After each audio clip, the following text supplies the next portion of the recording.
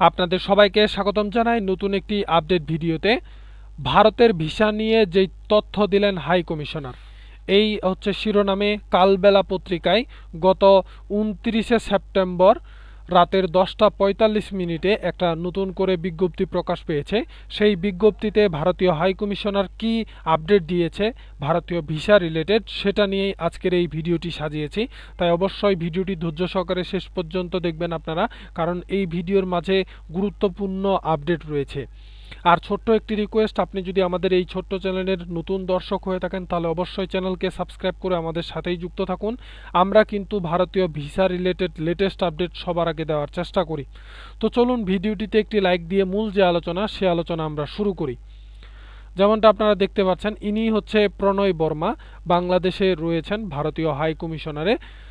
টাঙ্গাইলে মির্জাপুর উপজেলার প্রাচীন রণদা প্রসাদ শাহ দুর্গা মন্দির পরিদর্শন শেষে সাংবাদিকদের সঙ্গে কথা বলেন ঢাকায় নিযুক্ত ভারতীয় হাই কমিশনার প্রণয় কুমার বর্মা। ছবিটা হচ্ছে কালবেলার। সেখানে তিনি বলেন, ঢাকায় নিযুক্ত ভারতের হাই কমিশনার প্রণয় কুমার বলেছেন, বাংলাদেশ ভারতের বন্ধুত্ব ঐতিহাসিক, ধর্মীয় ও সাংস্কৃতিক ঐতিহ্য বিনিময় দুই দেশের সম্পর্ককে আরও ঘনিষ্ঠ করবে। ভিসা জটিলতা অতি শীঘ্রই সমাধান হবে। বর্তমানে মেডিকেল ভিসা চালু রয়েছে। তার মানে তার কথা হচ্ছে ভিসা জটিলতা, ভিসা নিয়ে অনেকেই যে দ্বিধাদ্বন্দ্বে পড়েন এবং ট্যুরিস্ট ভিসা যে বন্ধ রয়েছে, অন্যান্য ভিসায় আবেদন করলেও মানুষজন সঠিকভাবে ভিসা পাচ্ছে না, বিভিন্ন রকমের সমস্যার সম্মুখীন হতে হচ্ছে।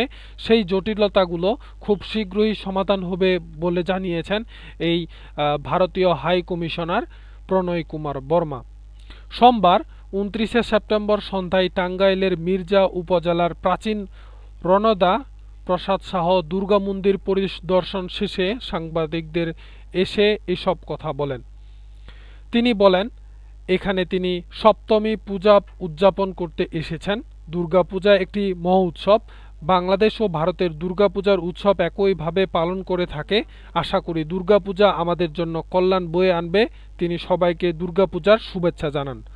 এর আগে প্রণয় কুমার বর্মা কুমুদিনীতে পৌঁছালে তাকে স্বাগত জানায় কুমুদিনীর ওয়েলফেয়ার ট্রেডার্স অব বেঙ্গল ব্যবস্থাপনার পরিচালক রাজীব প্রসাদ শাহ।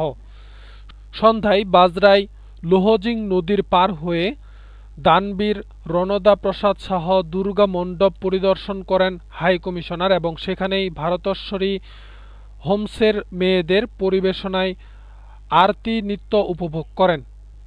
এদিকে একই দিনে বিকেলে কানাডার রাষ্ট্রদূত অজিত সিং ও নেপালের রাষ্ট্রদূত ঘনশ্যাম ভান্ডারী এবং বিচারপতি বিশ্বদেব চক্রবর্তী কুমুদিনী কমপ্লেক্স পরিদর্শন করেন।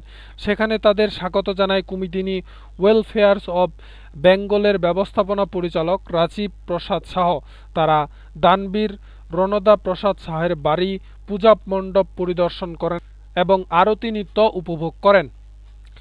তো সবথেকে বড় যে আপডেটটা ভারতীয় হাই কমিশনার প্রণয় কুমার বলেছেন সেটা হচ্ছে বাংলাদেশিদের যেই ভোগান্তির মধ্যে পড়তে হয়েছে ভারতীয় ভিসা রিলেটেড, সেই সকল জটিলতা খুব শীঘ্রই সমাধান হবে এবং ভারতীয় ট্যুরিস্ট ভিসা সহ সকল ভিসা খুব শীঘ্রই চালু করে দেওয়া হবে।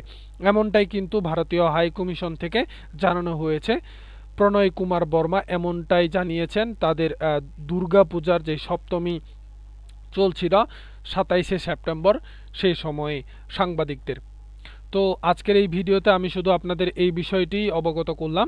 এই বিষয়ে আপনার যদি কোনো ধরনের জিজ্ঞাসা থেকে থাকে তাহলে অবশ্যই কমেন্ট বক্সে কমেন্ট করবেন, আমি উত্তর দেওয়ার চেষ্টা করব। তো আজকের এই ভিডিও এখানে শেষ করতে হচ্ছে। দেখা হচ্ছে নতুন কোনো আপডেট ভিডিওতে। ততক্ষণ পর্যন্ত আপনারা সকলেই ভালো থাকুন, সুস্থ থাকুন। আল্লাহ হাফেজ।